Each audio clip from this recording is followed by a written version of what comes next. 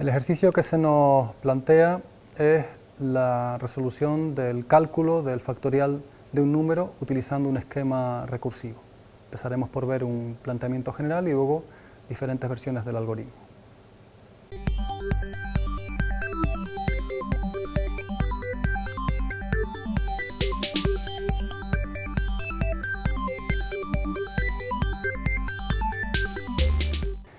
Un algoritmo recursivo es aquel que plantea la solución a un problema combinando una operación muy sencilla con la resolución del mismo problema, pero en una escala menor. Ese esquema se va repitiendo sucesivamente hasta que la solución del problema es trivial.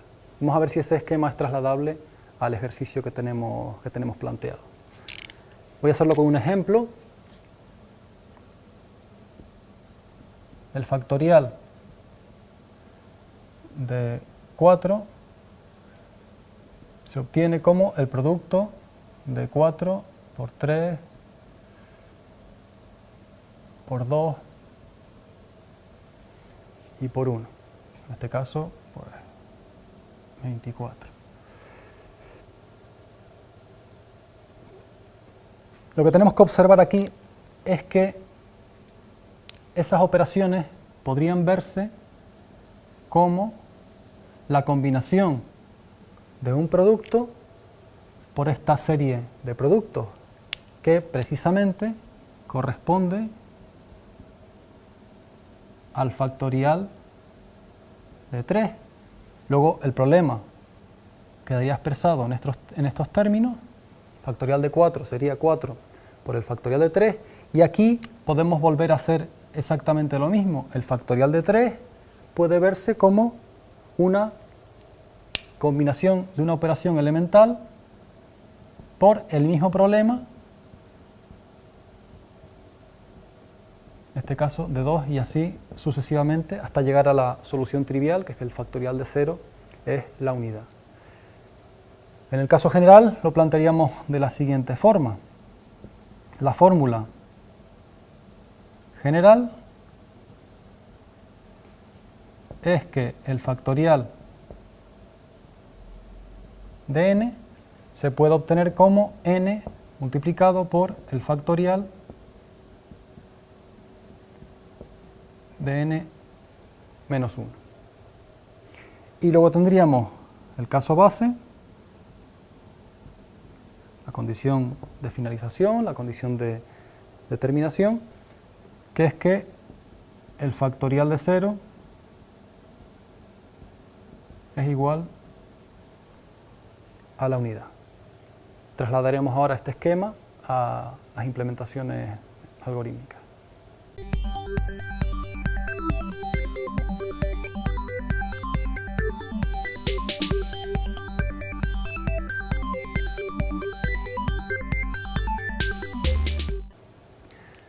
Podríamos plantear una función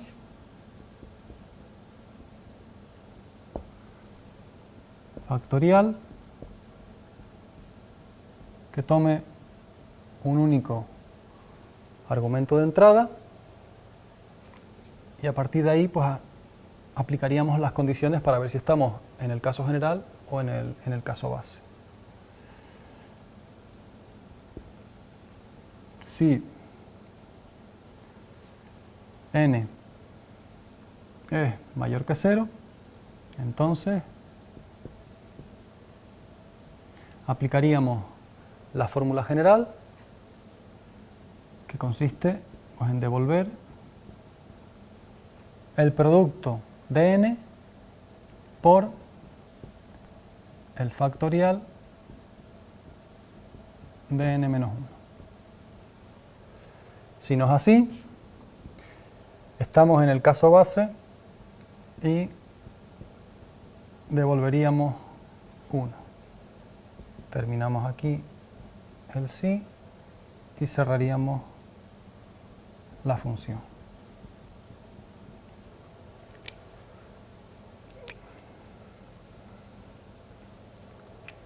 Con eso tendríamos la primera versión del algoritmo.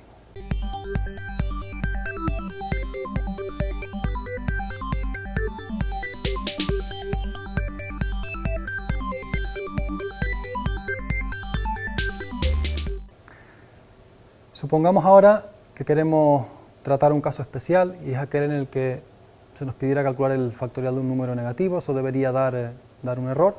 Vamos a ver cómo podríamos incorporarlo a la función que tenemos planteada. Primero voy simplemente a escribir la condición y luego veríamos dónde la podemos ubicar. La condición sería si el número es negativo, menor que 0, entonces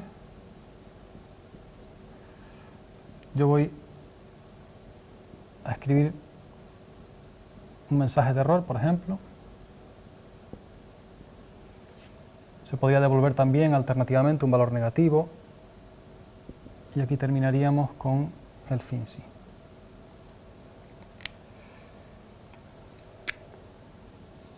¿Dónde ubicamos esa nueva condición en el esquema? Podríamos pensar, como primera solución, en ubicarla en la cabecera de la función. Sin embargo, eso no es una buena solución y voy a intentar explicarlo. Si lo colocamos ahí, cada vez que se hagan llamadas a la función factorial, vamos a hacer esa pregunta. En el caso habitual, en que el factorial que se nos pida sea de un número no negativo, la solución al problema pues, requiere hacer n llamadas a la función recursiva, desde n hasta el caso base.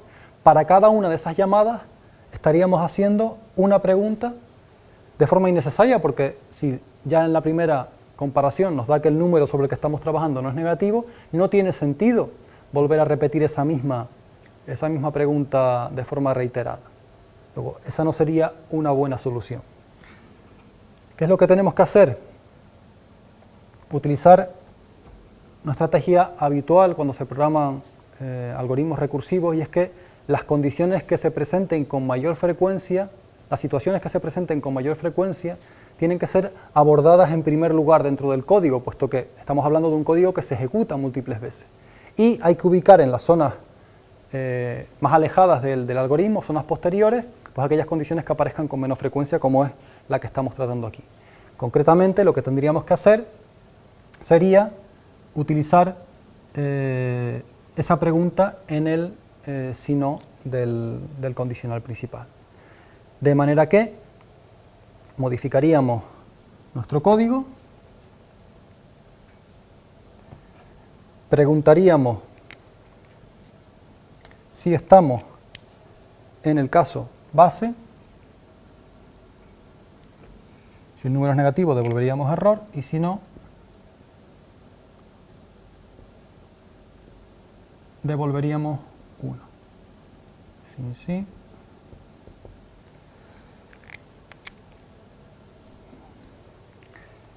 De esa manera, el esquema es mucho más adecuado, puesto que en el caso habitual realizaremos n condiciones hasta llegar al caso base y una pregunta más para salir. Mientras que si estamos en la situación de error, haríamos una única llamada y ya retornaríamos.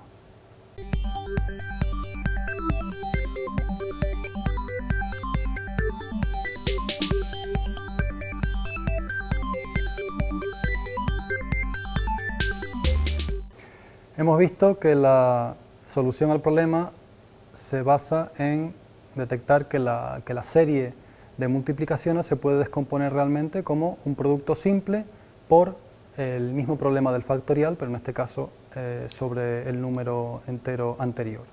También hemos comprobado que a la hora de introducir condiciones adicionales para hacer el algoritmo pues, más robusto, pues hay que hacerlo también con cuidado para que esas condiciones no afecten al rendimiento del algoritmo en su conjunto.